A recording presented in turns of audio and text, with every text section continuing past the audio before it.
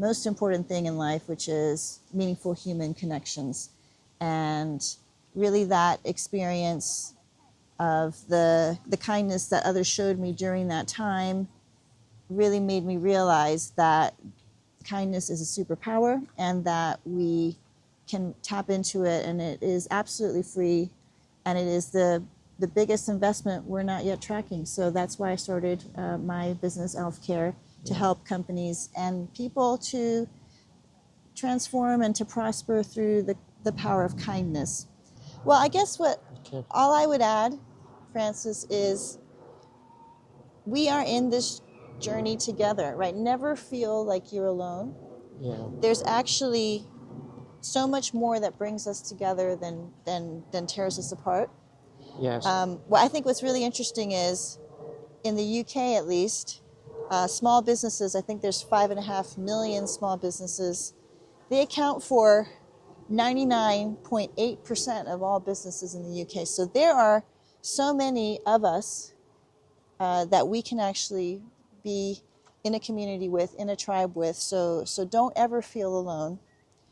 And the other thing is, as humans, there's more that brings us together than tears us apart. And I don't know if you knew this fact, but I'll share with you one small fact, which is, as humans, we have DNA, right? And everybody's different. We're all distinguished from each other through our DNA.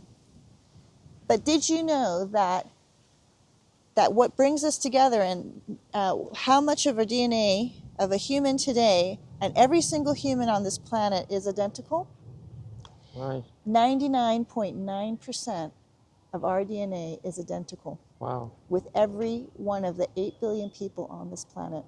So let's think about what makes us similar, and let's not sweat the small stuff, the 0.1%. No. So we have a lot more in common than people realize. Absolutely. So I think that mindset will get you very far. That's all I wanted to share today. Welcome back, everyone.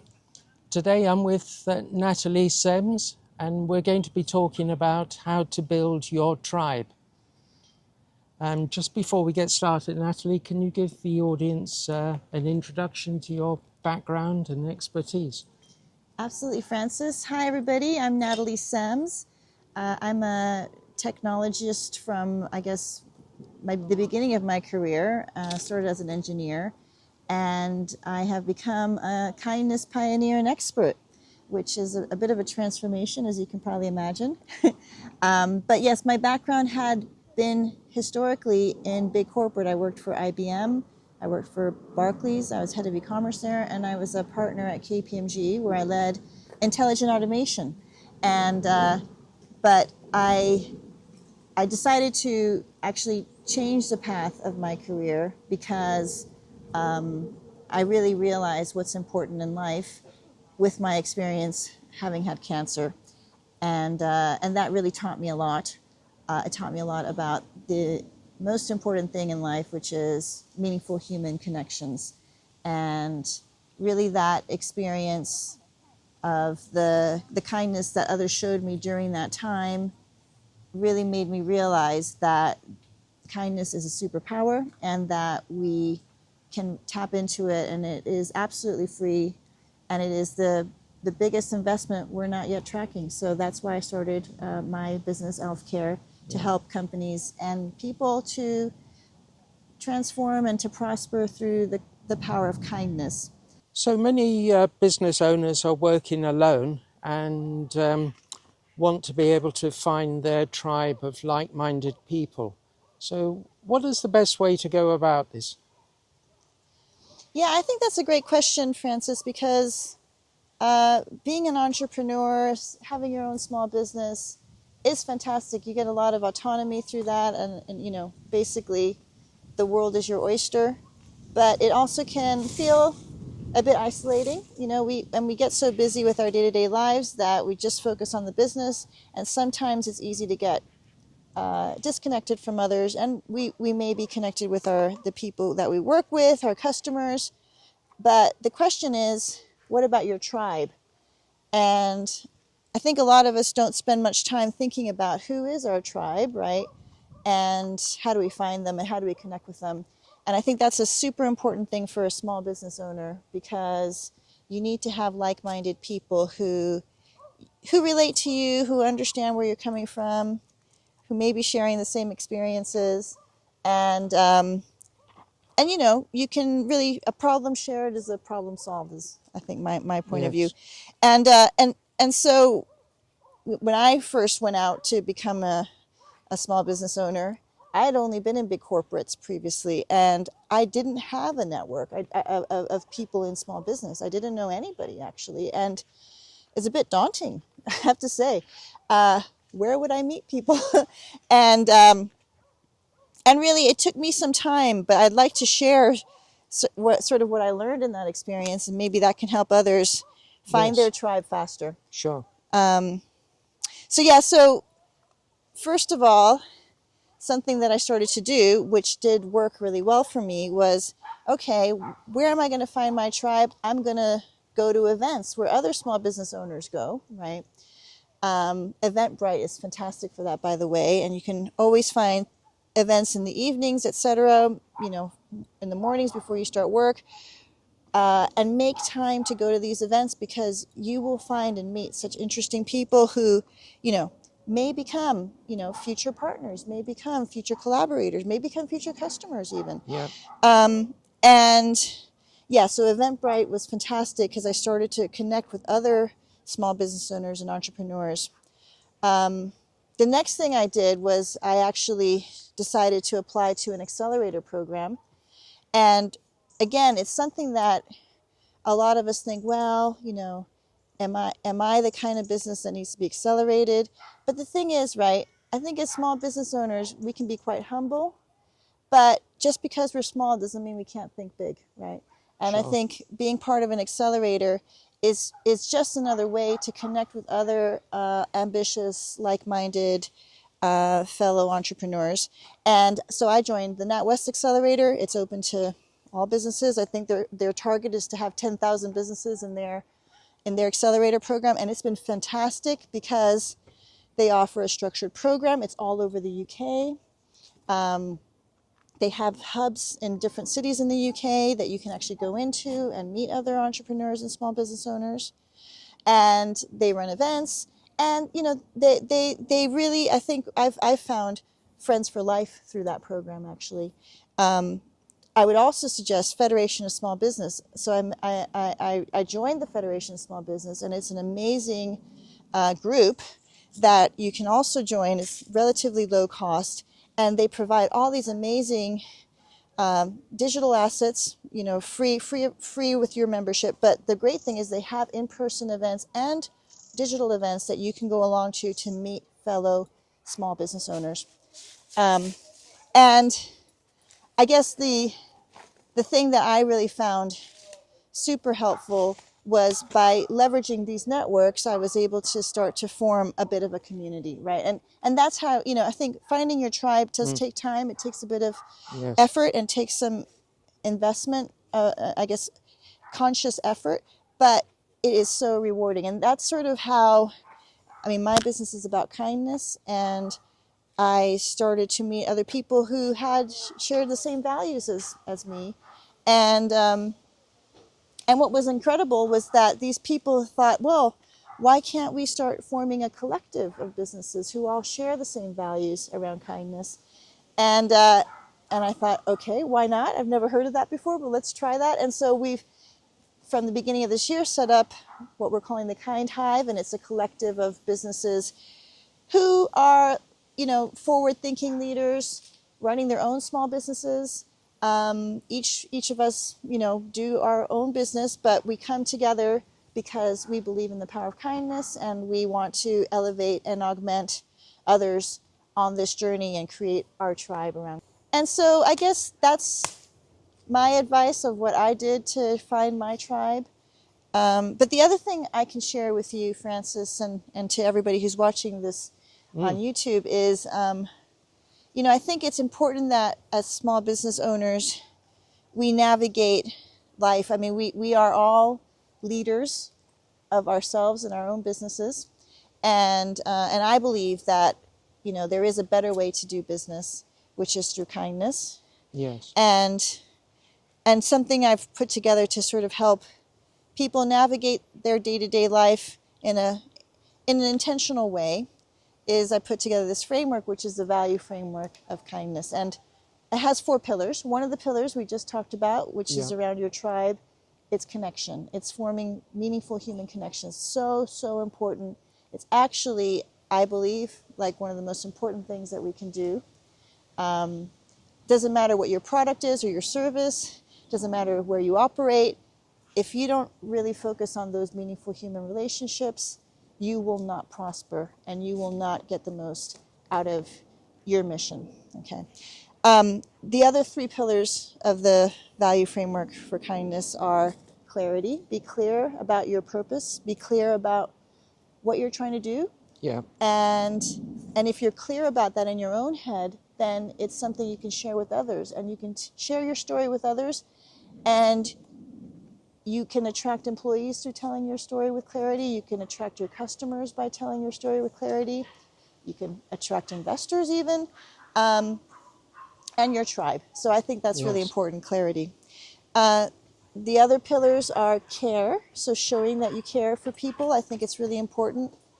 Sometimes we feel that showing kindness to others might not have a place in business, and maybe it's something that's too soft for what we do on a day-to-day kind of working life basis.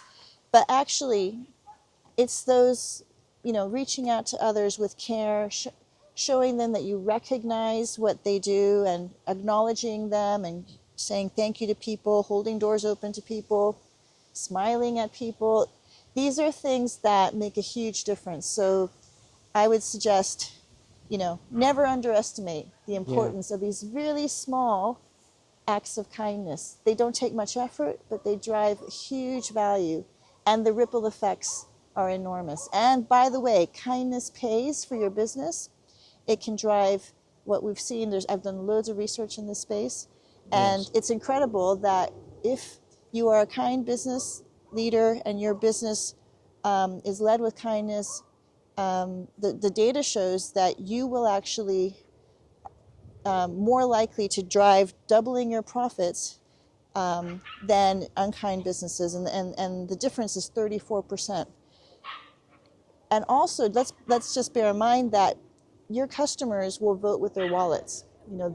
Customers nowadays, your reputation is out there in the public domain every day, and if you are a kind business, people will come to you. If you're unkind, I don't know about you, but I have certainly decided I'm not going to be buying certain products from Yeah. businesses that I view as Absolutely. unkind. Yeah. So think about it from being the better way to do business. Do it with kindness. Yeah. And a smile is worth 1,000 pictures, in my view. Absolutely, absolutely, and it's also just showing people that you do care about them, and it's making that time. I mean, we were talking earlier, Francis, about the concept of time. That's one of the biggest barriers people say that they have about showing kindness at work, that we don't have time, we're so busy, it's an epidemic of busyness that we're living in right now. And it's because we're all held to account for getting things done quicker and quicker to a certain amount of time. We need to hit certain milestones. We need to drive certain things within targets within, this month, this quarter, this year. And we're all driven to cut our day into these small pieces of time, which make us feel like we don't have enough time. And it's interesting because in ancient Greece, there were 2 concepts of time. One was called chronos time, which you would remember is related to chronometers. So the time that we currently measure on our watches is chronos time. You can measure it in hours or minutes or seconds, and it's very scientific.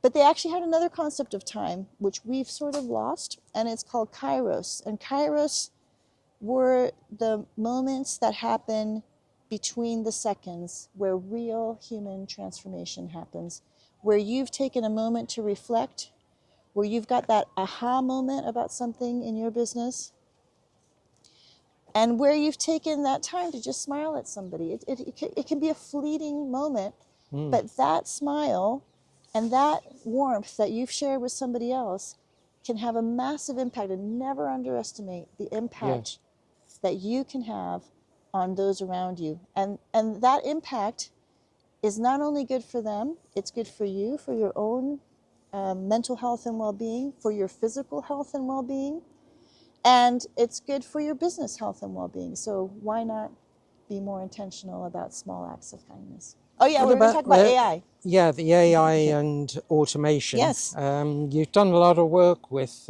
AI and automation. Yeah. How do you see the impact on small business owners?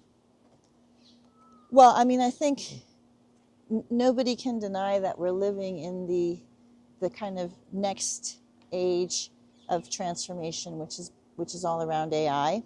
It's interesting because there was a Gallup just published some results yesterday, actually, that showed that even though AI is so prevalent, only 13% of people in the US still currently use AI in any form every day. So it's not as prevalent as we might think. Yeah. But Okay. what's interesting is that there is so much that we can do with AI, yet I think to many extents, the value of AI has been used to almost... So you were speaking about the value of AI. Yeah. Yeah, so it's interesting because there's a lot of debate about the overall value of AI.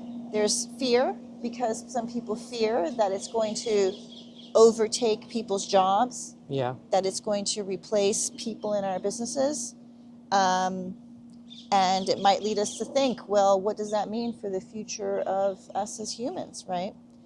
On the other hand, there's some amazing things you can do with AI that as small business owners, we should all be looking to embrace. And it doesn't take very long to learn how to use AI, even to be your business type of, sounding board. You can use ChatGPT for just asking general questions about how you're running your business, what are your priorities, and get some feedback from ChatGPT. There's also great tools like Canva that you can use for creating content for your marketing and doing it much, much faster than you ever could before at a lower cost point. There's tools that you can use, such as Napkin AI is a fantastic tool that I use if you ever need to create presentations. Oh my God, it's amazing. And these things are all fantastic time savers. There's loads of bookkeeping tools that now have AI incorporated into them. And as small business owners, who wouldn't want some form of financial advice to be embedded into your bookkeeping at a very low cost point? So I would suggest there's all these things that we can embrace, but we need to think about why we're doing it, right? So it's all about our intention as business owners. And if we think that we're doing this using AI, learning about AI so that we can make our business more efficient, save Chronos time to create Kairos time, Yes. time to reflect, time to be with your people, time to spend with your customers, time to just spend with your tribe, right? Then that is a fantastic way of creating some very, very valuable Kairos time, right? I think the other thing that we should bear in mind is that technology, and AI is part of technology, on its own is just a tool. The way you use it is the most important thing, and you need to be intentional about what are you doing with AI. If your purpose is to replace all people with AI, then you will be, leading humanity in your small business into a future that nobody wants to be in, right? But if you're thinking, actually, I can use AI to help solve problems that we were never able to solve before, help grow our business, help grow opportunities for our people, and embrace the fact that actually in this age of AI, the most important skills that we can lean into are these human ones that we have, right? You can ask ChatGPT any technical question about legal stuff, about accounting stuff, about, you name it, marketing, etc., right? Yes. But you're not going to ask ChatGPT how to be human, right? So No. coming back to these key pillars of kindness, learning how to communicate with clarity, learning how to show you care, and showing you care even when we're dealing with conflict, even when we're dealing with challenging situations, recognizing the value that other people bring and connecting with others. Those are the things that we need to really lean into in this age of AI. So I think there's huge opportunity, but there's also, I guess, risk that we can lose ourselves without thinking about what we're trying to achieve. But if we are intentional about it, I think the world is our oyster with AI. Yes. Yes. Yes. It's all about the intention behind it, isn't it? Really. Yeah. Absolutely. Good. Absolutely. Well, I guess Okay. all I would add, Francis, is we are in this journey together, right? Never feel like you're alone. Yeah. There's actually so much more that brings us together than tears us apart. Yes. Well, I think what's really interesting is in the UK, at least, small businesses, I think there's 5.5 million small businesses. They account for 99.8% of all businesses in the UK. So there are so many of us that we can actually be in a community with, in a tribe with. So don't ever feel alone. And the other thing is, as humans, there's more that brings us together than tears us apart. And I don't know if you knew this fact, Yeah. but I'll share with you one small fact, which is, as humans, we have DNA, right? And everybody's different. We're all distinguished Yes. from each other through our DNA. But did you know that what brings us together and how much of our DNA of a human today and every single human on this planet is identical?